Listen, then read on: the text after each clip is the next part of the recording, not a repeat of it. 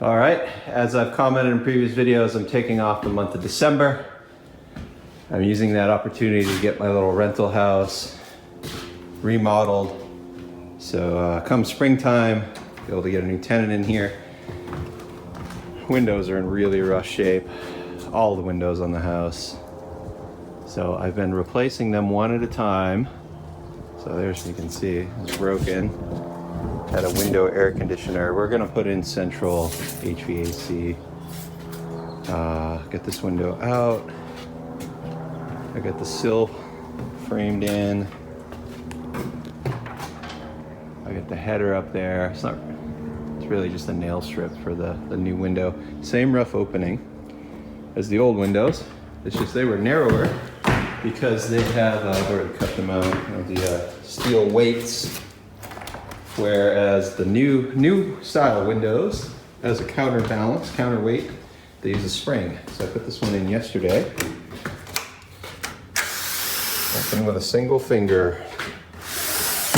Unfortunately, like most old houses, we are not square, so I was able to start with a 2x4 up top, but then to keep the window square, I had to step down to a 1x4, and then down at the bottom, nothing.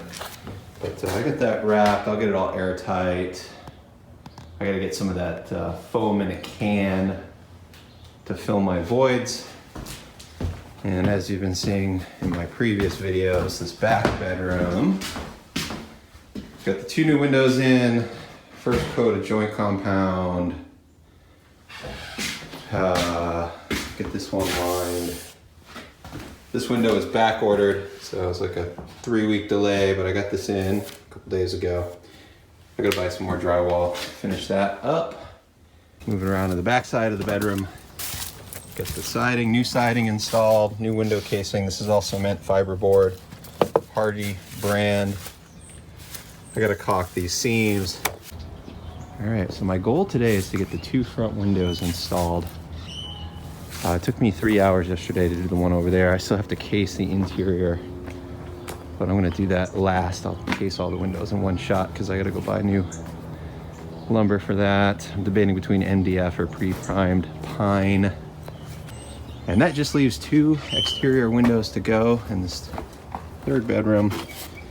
I've got 1 window, they were out of stock, so I gotta go find the rear. And then I've been chasing plumbing leaks. This whole house is plumbed with iron galvanized pipe. And that's the laundry room, hot and cold, which is PVC. I had frost on the windshield this morning. It was 33 degrees when I got in the truck at 8 a.m. So got below freezing last night, but I guess these, it's rare to have a freeze here in San Antonio. So most of these old houses are plumbed with galvanized pipe exposed on the exterior. You see this multifamily next door. Got all their sewer and fresh water is on the side of the house, not insulated. So I guess I'm one step better than that. At least my plumbing is concealed. New HVAC system has been installed. It's all electric, and the heat is a heat pump. Basically, the system runs in reverse, opposite of air conditioning mode to generate heat. The unit's up in the attic, and it replaced a heating system that had a heating coil. So from what I'm told, a heat pump is far more efficient than the older radiant style coil. And the climate here is mild enough in the winter that a heat pump is sufficient. And I gotta say, I'm a bit envious of the system compared to the one at my house. My house has a new system, it's only a year old, but it was the cheap entry level. And the blower is super loud. I think it's oversized for the house. There's too much air pressure. And also the compressor outside is super loud. This thing is a step up or 2 from the bottom, better brand as well. It is super quiet, inside and out. Just being right here in this bedroom at this window, you barely hear this unit. Now, this particular neighborhood, if you don't have a cage on your system, it will get stolen. That's what happened to the previous one. So I wish I had some clips of us working, but had 3 generations of boys out here putting in this 4x4 by 4-inch concrete slab. And my son did the finish work. My dad picked up all the materials, helped me mix in a wheelbarrow. And yeah, the three of us got that done in about 3 hours. And I had a metal shop down the street create the cage. The system has to get inspected by the city, permit work, and it's going to fail at the moment. I don't know if you've picked out yet the problem. Yep, a little design flaw there on the cage. So I was trying to get the cage out here on install day, but the metal shop was behind schedule, so I came out after they were done. And now they've bolted it in and ground off or put weld beads on the bolt head. So again, to make it difficult to steal, but that means it's a problem to modify. So I already talked to the metal guy. He's gonna come back, notch off the ends there of that L bracket, relocate this piece, make a little U. 8 new windows. There are 10 total in the house. Left the kitchen and bath as is. Did this all solo. Took almost 2 weeks, and that's 7 days a week. It's just a lot of work because, well, up to this point, my experience installing Windows is a total of 2. I learned a lot. I'll be a lot quicker next time. To do the work as do-it-yourself, it doesn't require a permit if you leave the rough openings the same, which I did. This window size is the same as the original framing. I just had to shore things up a bit. As you saw earlier, it took me about as long to do all the casing, interior and exterior, as the actual window swap out. My dad's been helping me with the floors. We got this one done today. Went with a cheapy, inexpensive laminate flooring. Last time I worked with this stuff was 15 years ago at my house in California. And I had forgotten just how tedious it is to install. Last couple flooring rounds, I used the vinyl plank. The reason I went with this stuff is the vinyl plank, kind of one up from the bottom, is about $2.50 to $3 a square foot. Well, this stuff was, I forget if it was 60 or 69 cents a square foot. I mean, clearance, inexpensive. But the problem is, I mean, because I'm doing my own labor, it's less of an issue, but this takes significantly longer to install. So if you were paying someone to do it, it's not at all advantageous to use the cheap stuff. And yeah, I'm not gonna do that again. Making this for myself. I'll refer back to this video next time I think I wanna save $2 grand. Front bedroom, floor is in. We started on the quarter round today, Dad and I. To trim it and finish it off. That'll need to be caulked and painted once it's done. That's kind of tedious, and trying to get some of the bigger, messier things done prior to putting in the final finished pieces. A little bit of progress in the kitchen. Got all the B-board backsplash installed. Got my holes puttied. Don't miss that one. I still need to paint all of it. I think I'm gonna spray, which means now I gotta mask all my new bits. And I regret not refinishing this window casing before I started on the new cabinets, because now I gotta protect all my new stuff. That electrical box needs to be secured. And I regret now, I mean, I started here back in June, but knowing what I know now, I would have replaced that window.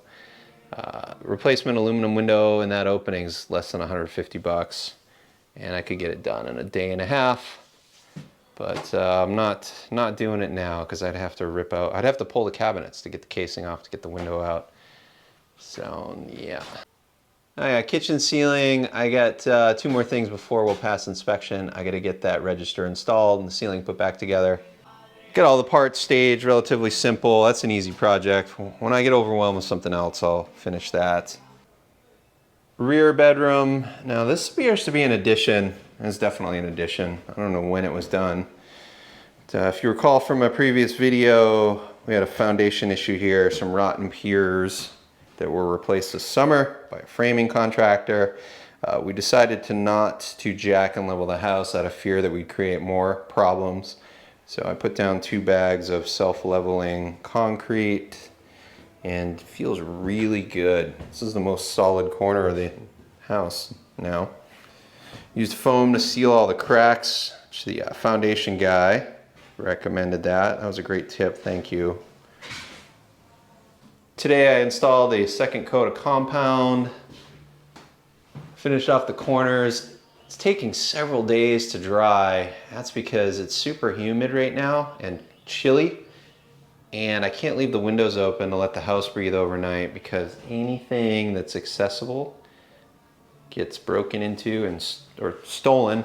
I take all my tools home every night, but an open window means someone will be in here tonight. And I don't want to run the air conditioning overnight because I still have several openings in the ceiling and a vent straight up to the attic. I need to seal up. That was the original access attic port from, I assume, when the house was built in the 40s. Then at some point someone put in this bigger 24 or 30 inch opening. And then I learned from the HVAC guys, another to pass the mechanical inspection, they want a ladder installed. I had just a 10-foot extension ladder there. Apparently that doesn't fly, so Dad and I put this in last weekend. And I still gotta put a coat of paint, one more coat of paint on it, but that is in, and you can see there that piece of Romex. Now, here's a dilemma in this city. I know how to add a box and make that to code and relocate it, but the city wants a licensed contractor, electrician to do that, and I gotta double check, but I think in addition to that, it's so silly. They gotta pull a permit to move one piece of Romex. Actually, that may not need a permit. It just needs to be an electrician. Grr. Spring is not quite aggressive enough. Come on. My van is full of sawdust. Successfully switched over from video mode to contractor mode. I got 6 days left until I gotta go back in video production mode. So I think I need to set aside a full day to get all the tools out, deep clean, prep my video gear, and pack it back in the truck. So 6 days means 5 working days at the house. The month went by quick. Worked every day the month of December except for the 25th. And I had the other day off when we worked on new appliances at our house. But I think we'll be ready to list this for rent on February 1. That's it. Thanks for watching.